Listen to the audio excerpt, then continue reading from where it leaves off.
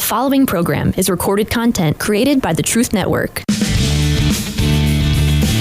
It's Matt Slick Live.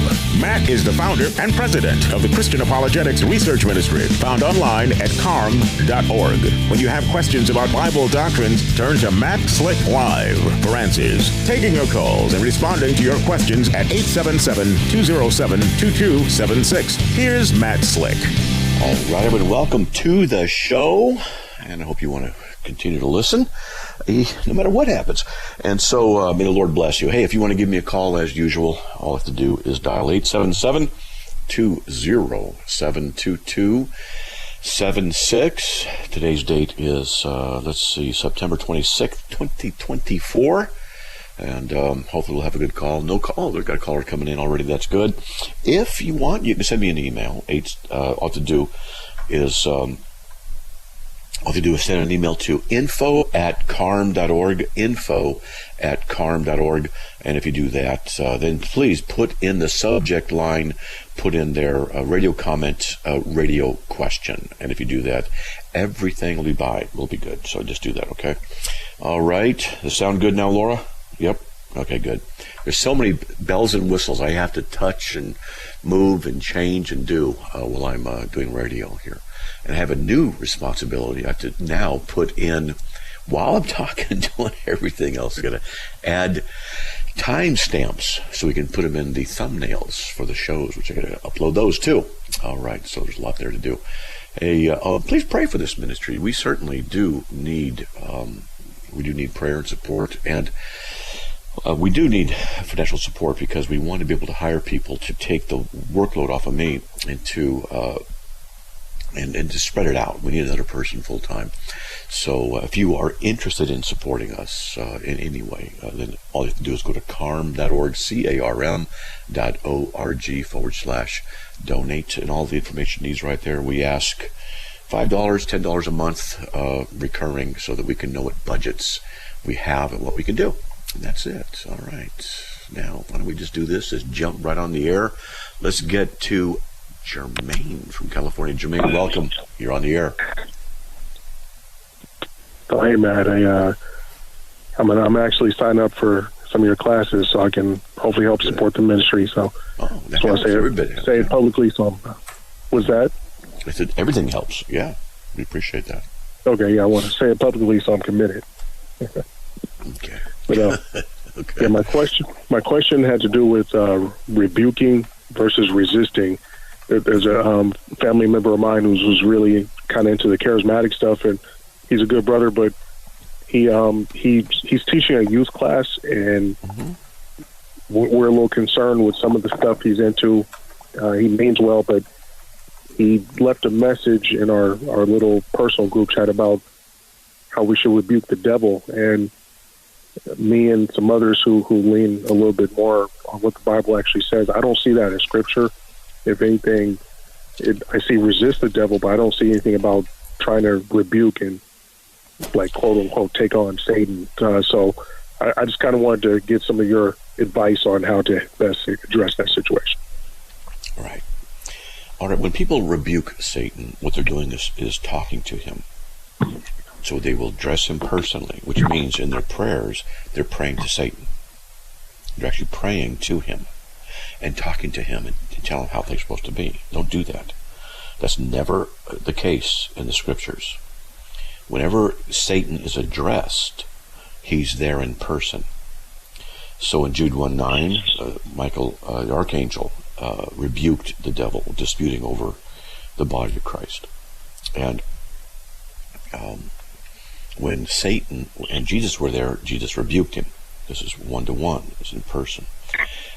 Aside from that, basically, to resist Satan is to, in our prayer to God, we ask him to work. We ask him to rebuke the evil one. We ask him to bind the evil one. And we resist the evil one in our prayers, in our dedication to Christ, in various ways. But the only time I would ever address the devil is if somehow, some way, he actually appeared in front of me. Then it's not a prayer too, it's an address. So your friend, by rebuking the devil, is praying to the devil. and he has to be very careful. Okay. Mm. Okay. Yeah, that actually makes a lot of sense. Yeah. Yeah, and so versus resisting the devil. Keeping notes. So there are, within the charismatic movement, what they'll often do, and I've heard them do it, they start praying to the devil. Oh, devil, I come before you, I rebuke you, and they're praying to the devil. And I pointed out, you realize you're praying to Satan? We're addressing him. Yeah, that's what a prayer is. You address God. You're praying to the devil. And, they're shocked. I think that's what you're doing. And you think that's what's biblical? Where does it say that? Where? Ever in the scriptures? It's not there. So the charismatic movement is full of people who, now I'm charismatic in that, I'm a continuationist, but I'm not into this wacko stuff. But a lot of that hyper-charismatic stuff, that stupidity, they'll talk to Satan. You got to sleep with your mouth closed because Satan can get in to your mouth. I mean, you can be demon possessed while you're a Christian. And they get into some really strange, weird stuff as well. So you got to watch out for that with your friend or whoever else was saying all that. It goes like. So in James, where it mentions submitting yourself to God and resist the devil. Mm-hmm. By submitting ourselves to God, that's through prayer and obedience to what's already written in the Word. That's how I read that. Yep, and our hearts, prayer, our mind, our hearts, our actions. Yes, and we submit to the Lord, and we do what He wants, which can be difficult sometimes. Yes. But that's what it is. And so the devil will resist us. Resist us. The devil will flee. That's what the Bible says. James 4:7. Mm-hmm. Yeah. Okay. And also 1 Peter 5:8-9. Be sober-minded, and the devil prowls around looking for someone to devour. Resist him. Stand firm in your faith. So we're to resist him by focusing on Christ. We're not to rebuke him by focusing on him. Big difference. All right. Okay. And finally, why did Michael even not rebuke the devil? Well, I'll go there. In Jude 9, let me do this right here. I'm going to get the screen going right there so people can see it. In Jude 9, this is where we see this. Jude, we know it's just Jude 9. There's no second chapter. But Michael the archangel, when he disputed with the devil and argued about the body of Moses, did not dare pronounce against him a railing judgment, but said, "The Lord rebuke you." And this is really interesting because in the presence there, he did not rebuke him of his own accord or authority, but that the Lord himself would be the one who would rebuke him. So he said, "And the Lord rebuke you." And this, so what Michael did was give the glory and the power to God.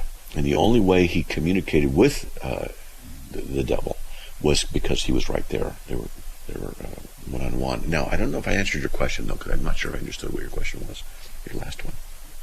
No, actually, that answers it perfectly. Just you pretty much said if it's one-on-one. I was trying to make the point to my relative that it's, no offense, but he wasn't that important for, if the devil's not omnipresent, it seems like he would be after a world leader or someone who has worldwide influence and not you in your bedroom who's not really, talking to anybody. So that's the point I was trying to make. So, yeah, you actually answered it for me, so thank you.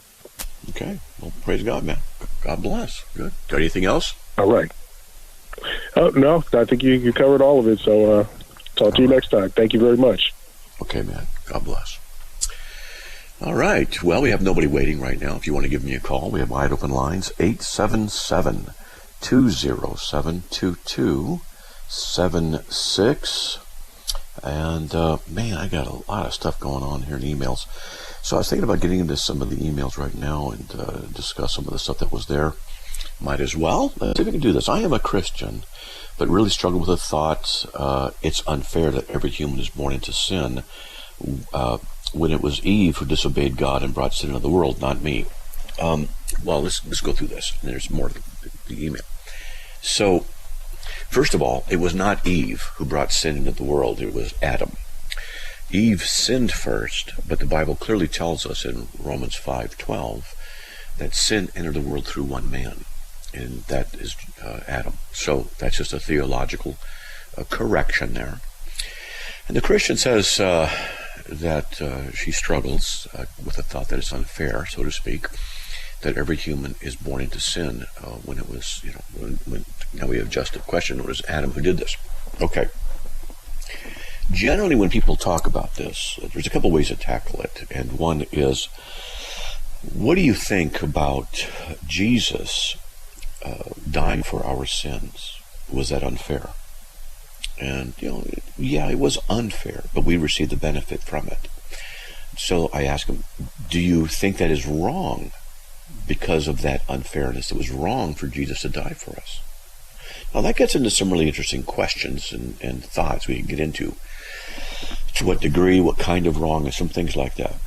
But I say, look, if you want to say that you can accept and trust in what Christ did for us because he represented us, that's what it says. You took our place, Isaiah 53.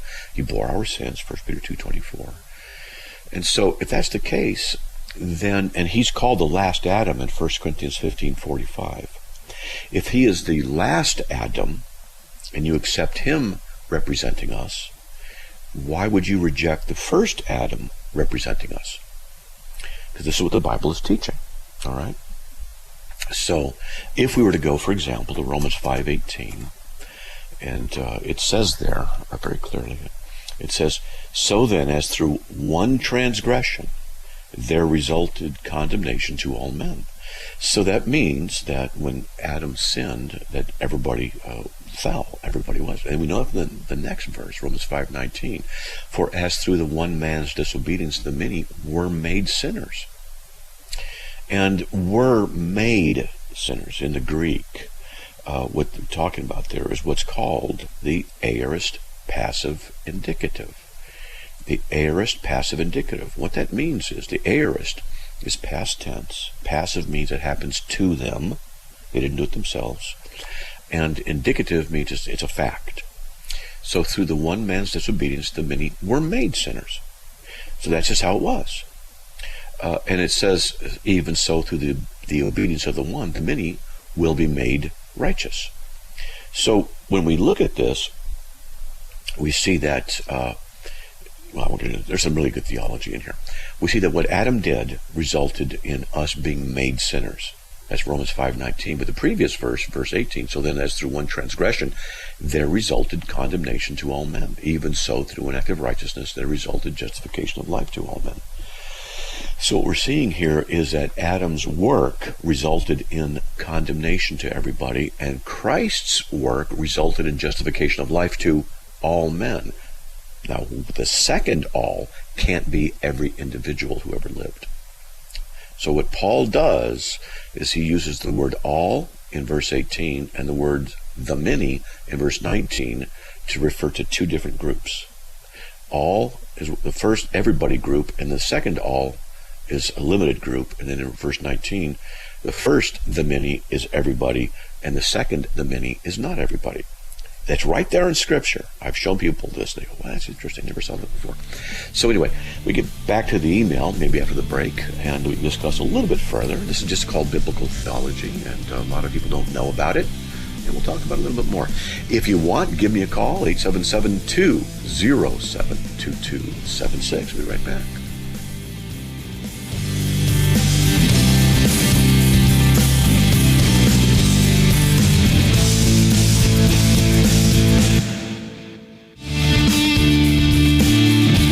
It's Matt Slick Live, taking your calls at 877-207-2276. Here's Matt Slick. Hey everybody, welcome back to the show. Hope you're enjoying it. I love teaching theology, I really do. There's a thing I like to do called theology in sneakers. I haven't done it for a long time.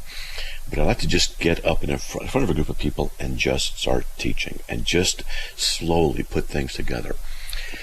And what I'm thinking about doing is working up a PowerPoint slideshow to do all of that, like 50, 70 slides, and then teach it and put it up as a video, among other things.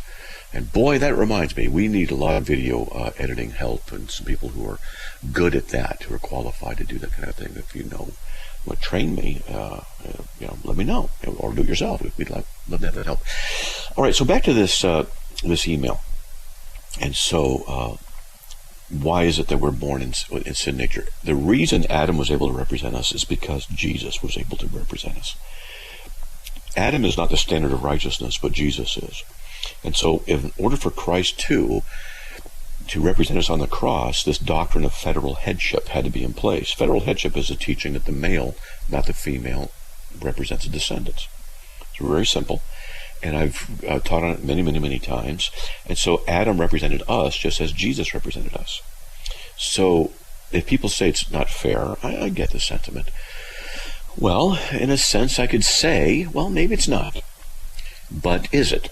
Now, what's really good in this email is that Jennifer here, she says, I'm not the one to say what is fair, only God. Now, that was brilliant. That was very good, because that is the standard of righteousness, is God, not ourselves. He's the standard of fairness. So whatever he does is always right. Now, about God being fair. He's always fair, more or less. Now, what I mean by that is I don't want God to be fair to me. I don't want fairness. I want grace. I do not want God to treat me with fairness. Okay, I'm not interested in that, because that would mean that I would get treatment, a behavior based on what God thinks is fair and right on me. That scares me, because what's fair and what's right for me is to be damned. And I don't want that. I don't want that kind of fairness. I want the mercy from God. I want that grace from God. See, justice, mercy, and grace, they're interesting.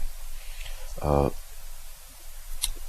what's this? Governors, who, where, what? Oh, that's on, because of the hurricane.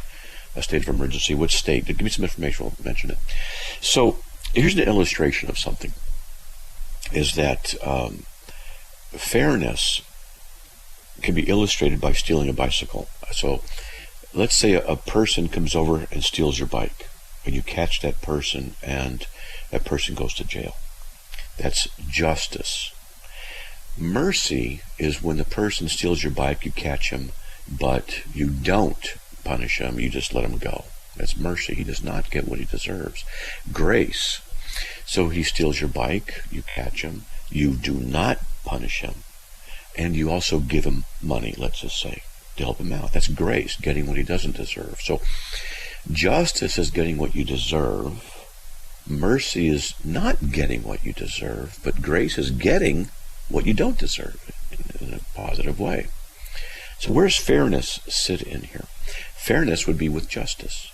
Well, it's fair that or the person that you, whatever, it's fair that you take that person to jail, that you call the cops, they go to jail. That's fair, right? So is mercy fair? Now, this is an interesting question, because if we want fairness, then can we have mercy at the same time? Because if we define fairness as that which is a requirement, as an equal standard among other people, and that everybody gets what's equal and proper, then it would be proper that such a person not receive mercy. So if we want God to be fair, then what we're saying is we don't really want him to show mercy or grace. And we don't want that. We want him to be merciful and gracious. That would mean then that there's a sense in which God is not fair. But we don't mean it in a negative way, that he's not fair because he treats us badly. No, he's not fair because he treats us well. He treats us favorably. So some people think that when they accuse God of not being fair, they're accusing him of being wrong. But they don't understand that if they want God to be fair, then they will get judgment. So, as Jennifer rightly said, she's not the one to say what is fair. And that's a very good comment, and it's a very good statement. She is not, and nor am I, the one who says what is fair, or what's right, what's good, what's bad. And this is one of the things I'll ask atheists when I debate them discuss things with them. And I'll say, because they'll say God is wrong for doing whatever it is. And I say, what standard do you have by which you judge God? What standard of morality do you have by which you can say what is right and what is wrong and what God ought to do and what ought not to do? If you don't have a universal standard, then you can tell me and convince me or show me or give a rational reason why it is the right standard. Then you just don't have any right to complain. You just don't like something, and that doesn't mean it's true or false. So this is one of the basics that we as Christians need to understand, that fairness is not something we want. All right, it's not something we want. I want God's grace. I want His mercy. All right, if you want to give me a call, all you have to do is dial 877-207-2276. We have nobody waiting right now, so let me get to another question. Why does Paul say women can't speak in the churches when Paul says they can prophesy in church? Now, that's a good question. So the context of not speaking in church is what the commentators and researchers that I've read propose as one of the reasons is in 1 Corinthians, I believe it's 1 Corinthians 11. Let me get to there. Excuse me. Hold on, my cough. There we go. And so he says he does not permit a woman to speak, but to remain quiet. This is it's 1 Corinthians 14. For women are to keep silent in the churches, for they are not permitted to speak, but are subject to themselves, are too subject to themselves, just as the law says. So this is a tough one, because we don't know exactly what was going on when this was said. Because the next verse kind of gives us a clue, though. If they desire to learn anything, let them ask their own husbands at home, for it's improper for women to speak in church. So, wow, that seems pretty chauvinistic. Women can't even speak in church. They think what was going on was in the culture of the time that when they would have meetings where males and females would be gathered, that in that culture, women were not to speak up. Because if they did, it was in a meeting. Let me put this back it up. In a synagogue, church kind of a meeting, in the culture. If a woman were to raise her voice, she was then speaking without her husband. And he was not being the mediator or the guard over her, because that's how it was back then. Women could get away with a lot of stuff, but they were to be in submission to the family relationship and the headship of the husband. And to speak overly like that was to reject that and to challenge that. And so it wasn't proper for them to speak, and that seems to be the context. Hold on. We'll be right back after these messages. We have nobody waiting. Give me a call, 877-207-2276. We'll be right back.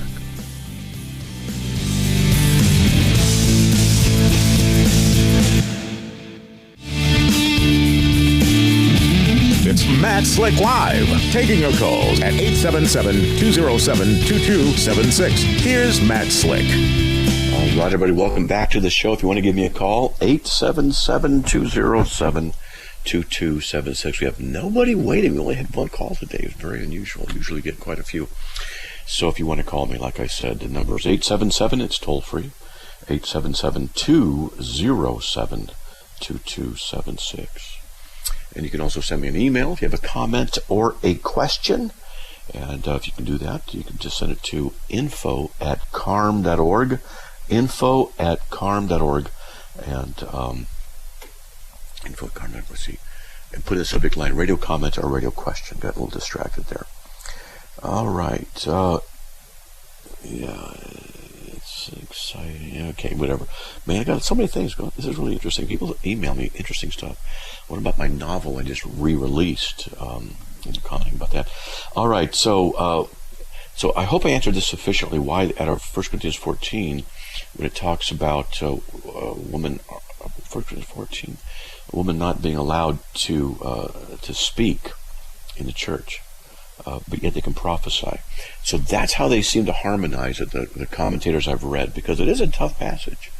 And it does seem to be like that, because of when the women gained their, so to speak, privilege by the arrival of Christianity, one of the theories is, because women were in the back of the church and the men were in the front, the women would often stand up and speak and address what was going on, and that was very improper, culturally, very improper.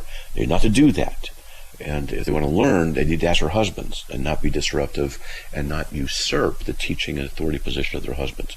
That was the main idea. And that's what I leaned towards of that. And women could prophesy. Now, I just want to say this, though, that back in seminary, I graduated in 91. We had a whole week, and I've mentioned this many times before, but we had a whole week where the classes were opened up to the public. And so anybody outside could just come into the classes if there was room. And they could take the same classes that we students were taking. It was fun. I liked it.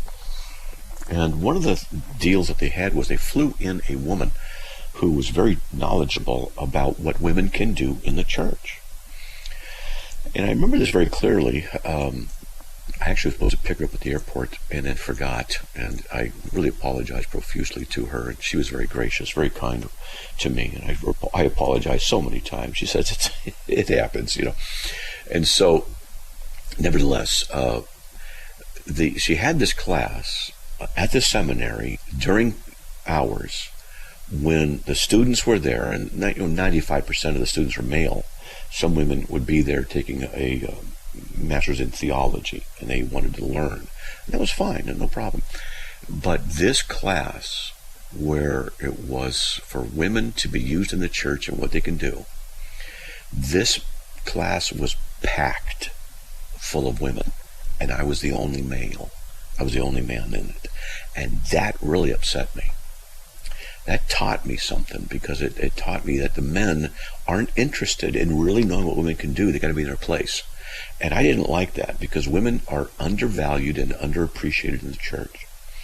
They can do anything a man can do except be in a position of spiritual authority over men. And that can't happen. And that's what it says. So, and this reminds me of something else.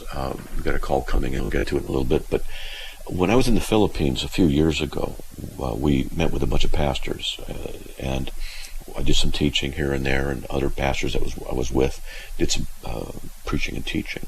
And pastors from the local areas of the Philippines drove in, rode their motorcycles, walked in, and we had a big time of fellowship and teaching and Q&A, and it was really a blessing. The women are the ones I noticed the most, because the women were the ones in that culture who made the meeting work well.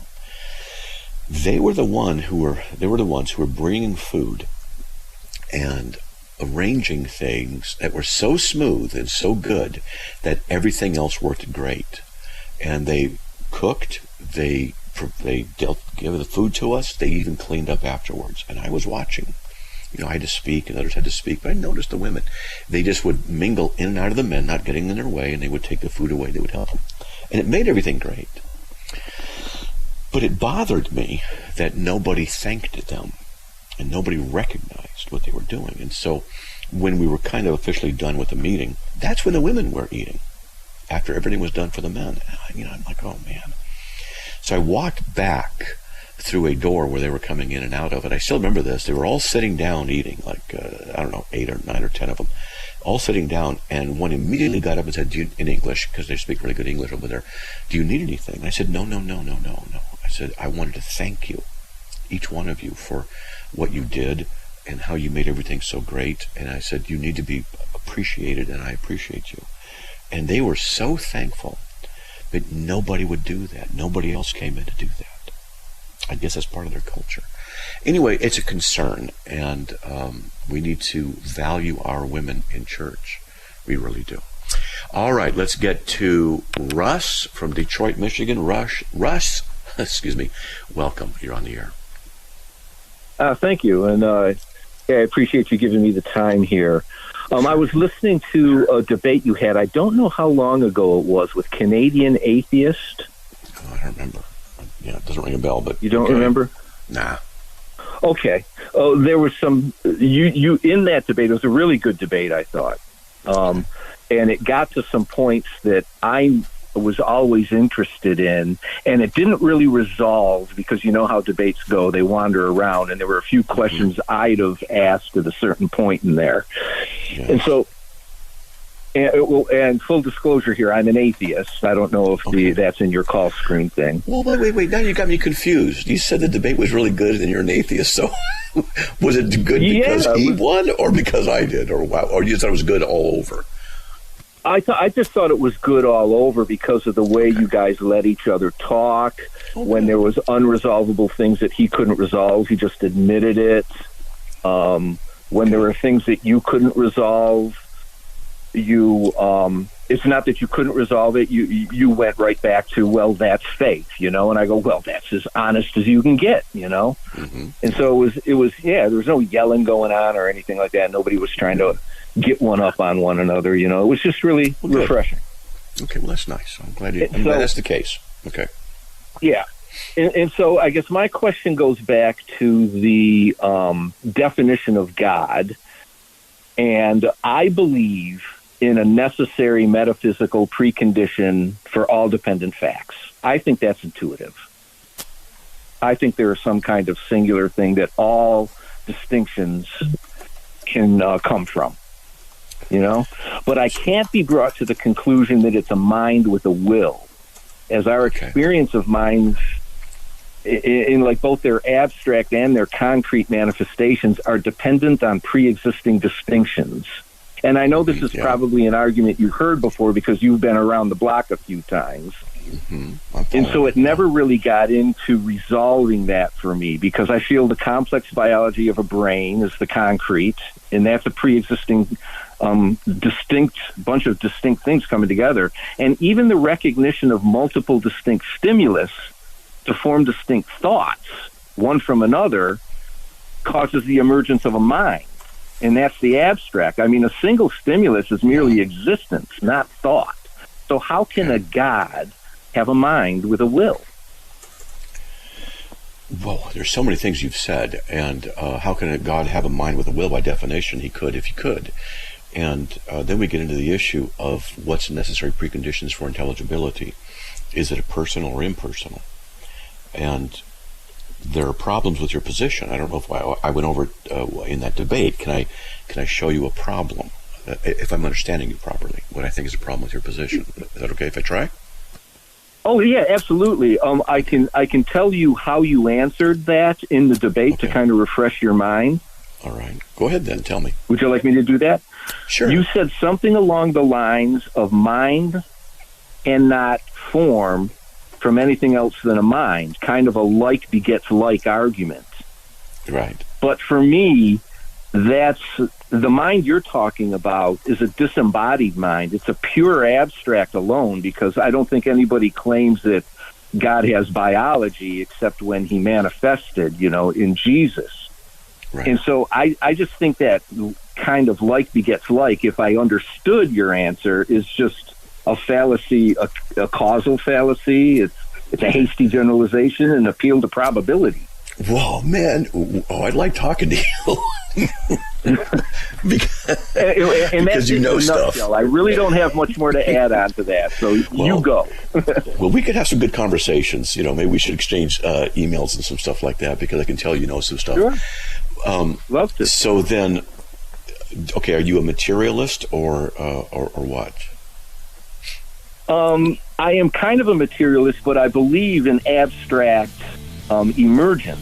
I believe the material came together, kind of like molecules. H2O comes together to make wet. Hold on, we got a break. I'm sorry to interrupt you, but we got a break. Okay, I got to put you on pause. Okay, go sorry, ahead. But hold on. Yep. Hey, folks, we'll be right back after these messages. Please stay tuned, and hopefully it'll get interesting, and I'll show you some stuff. Hopefully, we'll be right back.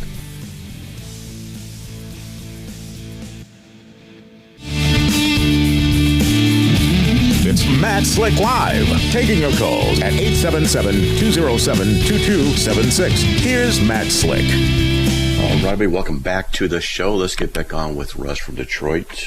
Russ, you still there? Yes, I am still there. I only have about 5 more minutes. I'm doing dinner tonight, but we can get as far as we can, and I can call back later, too. Sure, no problem. Tomorrow or something.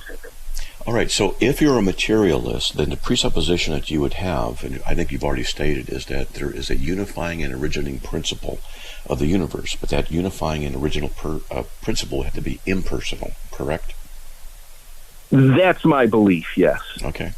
Which then means, or it seems to necessitate, that you affirm materialism or naturalism, that all things operate under the requirements of physics, chemistry, all those laws, including the ones we don't know about yet, right? Not quite. I would say the majority of it, but I do believe in that thing called emergence, which is very slippery to physics right now. Yeah, emergent properties are things that are concomitant with essential properties. When you have an essence that has essential properties, and without it, it can't be that essence. And emergent properties are accidental properties. Yeah, they can very. Yes, and thus my protest that a mind seems to be one of those things. Well, it's certainly possible. It's called an emergent property, but there's a problem. Because what you're saying then is that the physical brain is restricted to the laws of chemistry. It cannot operate outside of them. In chemistry, motion, matter, physics, all that stuff, that combination of stuff, represented by, I'll just say, chemistry. Which means then that you're... Kind of. Well, go ahead. Unless you want to say that the physical brain operates in a means that is not restricted to neurochemistry, if you say that, then you have a problem. I believe it gets stimuluses that are abstract that result in biochemistry, so it's kind of a feeding mechanism, Well, if you say there's an abstract, you talk about abstract entities. Abstract entities are conceptual, because of a transcendental necessity, like a transcendental obturiness or chairness. These are abstractions that occur only in the mind. They're not properties of the physical That's not the universe. abstraction I'm talking about, though. Okay. Yeah. So then I'm talking about the abstraction of thought, in that, like a thought, which is an abstract, non-concrete, it can affect the mind. So I believe there is a connection. Okay. Absolutely. Then we agree. That occurs both in the theories called substance dualism and property dualism. All right, so the issue here is, if the principle of the universe is unifying and immaterial, no, I don't want to say that. If it's just impersonal, just leave it there for now. If it's impersonal, then it's restricted to the natural laws of the physical universe. And you're saying there's an ultimate, which is a natural ultimate, whatever that is. But this implies also that the physical brain can't exceed what that is. The physical brain is operating under the laws of chemistry, etc. The question and the problem here is severe with this problem. Because if one chemical state necessarily leads to another chemical state in the brain, how does it produce proper logical inference? That's a question. How does one chemical state produce this? And if you were to say, this is my debate with Dillahunty, that he couldn't answer this question, this challenge, because no matter what he said, or what, I'm being very polite with you, and you're a nice guy, I like you, but I could say, no matter what you say now, I could just say, your brain chemicals are making you say that. It doesn't mean it's true. It doesn't mean it's false. I'm fizzing. Yeah. I'm aware of the argument. Like from Seitan Brugge, I'm brain fizz. Mm-hmm. Yeah, and I know Sai. He's a good guy. The thing about it is I don't see how that follows from the fact that I believe in an ordered universe, which means that my brain came together it didn't come together in a chaotic way. It came together in an ordered way, and it intrinsically has order, and so it will intrinsically project order in the way that it views things. It's like my projections of my brain came together for kind of a survival, and so I will attract to things and I will repel things. And that goes right down to the atomic. And so it just seems like it's a more complex mechanism of attraction and repulsion for survival. It seems intrinsic, not fizz. It seems ordered. But your brain chemistry made you say all that. It's just chemical reactions. I know. And my brain chemistry is ordered from that original thing. You don't know if it's ordered, because it's just brain chemistry saying it's ordered. You don't know if it is. The problem with your position... Well, I have to... No. We both have to... Nope. I'm sorry. No, we don't both have to. From your position, from that position, it's self-refuting. And the reason is because that position casts doubt on your own ability to justify reason or to be reasonable, because it means it's nothing more than, ultimately, nothing more than brain chemistry. But you can't, no atheist I've ever talked to, and there doesn't seem to be any explanation on how brain chemistry, necessary chemical reactions, produce proper logical inference or rationality or various things like this. And the only way to verify truth values is to get into the transcendentals, which are surpassing our minds, and then cross, into categories, which is a really interesting topic, and get into different people. But you can't justify that from just mere brain chemistry, because no matter what you say, I just say, hey, your brain made you say that. That doesn't mean it's true or false. You see the problem now? Yeah. I do see your point, but I don't see the problem, because it derailed for me back when you said I don't have justification for the order that I see or anything like that. I do have justification. You're the justification. The people I talk to are the justification, and my success in navigating the world is justification. And it's not circular either. Well, it's circular, but it seems virtuously circular because it's working. Yeah, but see, that's called, you delved into argumentum ad populum and argumentum de consequence. So if it works, I know it's good because it works. That's what's good, is what works. Well, what's works, that's what's good. It's circular and it means nothing. So the problem here is that if you're going to assume a naturalist worldview and it goes upon your physical brain, then it's your physical brain is just making you say things, but it has no bearing on truth, which means the idea of what you're arguing from itself is nothing more than a chemical process, and you don't know if it's true. Therefore, that position refutes itself because it undermines itself, which is why you shouldn't hold to it. And then to get into the issue of transcendentals, which you can't justify from your perspective in a materialistic worldview of the brain. I mean, I agree that I can't justify it. I don't feel that I need to. But I think you said something wrong there, in that my brain is making me say this. It's just not my brain that's making me do this. It's the stimulus that's coming into my brain, and the way my brain was organized from time continuum, in the past. Yes, that's right. To recognize for survival. So it's not just brain fizz. It's very ordered and purposeful. Of course it's brain ordered. fizz. It's ordered. Okay. It's right. Your senses cause. Try it again. Your senses cause chemical reactions in the brain. The chemical reactions are necessary according to whatever stimulus comes in. It's just mechanics. Right. It's just chemical mechanics. That's all it is. So it means then that the senses. How does it not make sense? Because it refutes itself, because even your senses cause your chemical reactions. I'm talking about the chemical reactions themselves. Sure, our senses induce certain chemical necessities and reactions in our brain, or at the beginning of the process. But that means then they just are necessary reactions, necessary chemical reactions. Do they produce truth? Do they produce universals? Do they? I don't, sometimes maybe, no, it's a crapshoot what they produce, except that it's pretty consistent that it produces navigable beings on the earth. But that's irrelevant to whether or not it produces truth or the view is correct.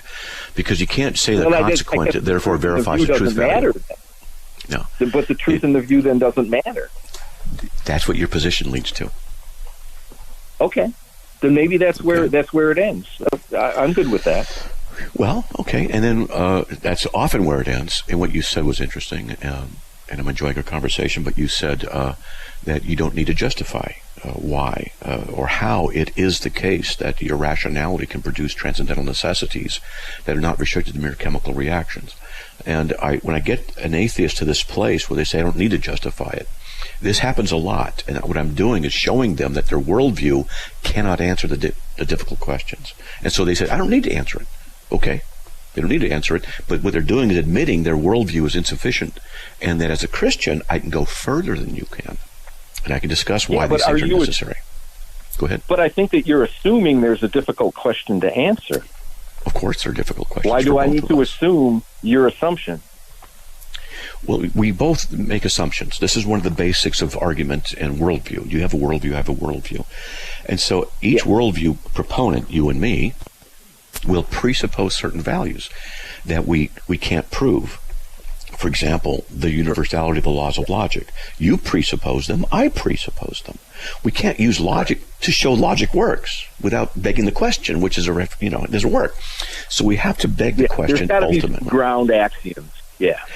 And what must be the condition by which the axioms can have their actuality and universal application? Because these are abstractions. Abstractions need minds. If you have a universal truth principle, they need a mind. Are you familiar with the one in the many problem, by any chance? I think I have heard of it before. It is a long time. Okay. You could refresh me. But you know what, man? Sure. Go ahead. I'd love to talk further. I got to go do some dinner. Go do dinner. What are you making? What's for dinner? I'm just curious. Tonight's going to be easy. It's going to be BLTs, and everybody's excited about them. Okay. Well, hey, if you're ever out here in Boise, Idaho, you let me know, and we'll grab a cup of coffee or something together. I'll tell you what, I'd love to, and I will call you back on this, and I'll remind you of who I was and stuff like this, and we can go deeper into it, because I've really enjoyed this. Thank you. Okay. Bone up on the one and the many, and you'll see why it's a very serious issue from an atheist perspective. Okay? All right. I'll do that. Okay. Thank you. All right, man. Talk to you later. All right. All right. Now, that's the kind of atheist I like talking to. He's not obstreperous. He's not antagonistic, not accusatory. That's a wonderful conversation. I love talking to atheists like that. Let's get to Janet from Raleigh, North Carolina. Janet, welcome. You're on the air. Ooh, we only have... Hey, Matt, I know that was a great conversation. I was listening to it. It was above my head, but I still listened to it. It's okay. I only got like 2.5 minutes. I don't know. How do I ask a question really quickly? I don't know how to do that. But we have less than a minute now. Sorry, go ahead. God. All I can do is just ask how you doing, man. Well, I'm doing okay. I love those kind of conversations. I don't get to do that on the radio very often because I lose people. But these are the kinds of conversations I really enjoy the most, getting into stuff like that. Yeah, I thought it was good. I was lost, but I thought it was good anyway. I still thought it was good, but I was lost. But I'd like to teach a class on it. I'd love to teach a class little by little and introduce Christians to concepts that are just out there that people have no idea exist. It's like, what? Yeah, that'd be cool. Oh, yeah. And well, you can always I argue them pretty regularly. On your website. Yeah. What? I'm sorry. You could probably do that sometime. Yeah. But, yeah. Anyway, I'm going to catch you at another time because I know you got to go. But it's just more church stuff. You know me. I'm always calling about stuff about church. So That's right. Yeah, that's right. Well, call back tomorrow. Okay. Call back tomorrow. I'm going out of town this weekend, so I might not be able to call this weekend, but maybe I'll call next week or something.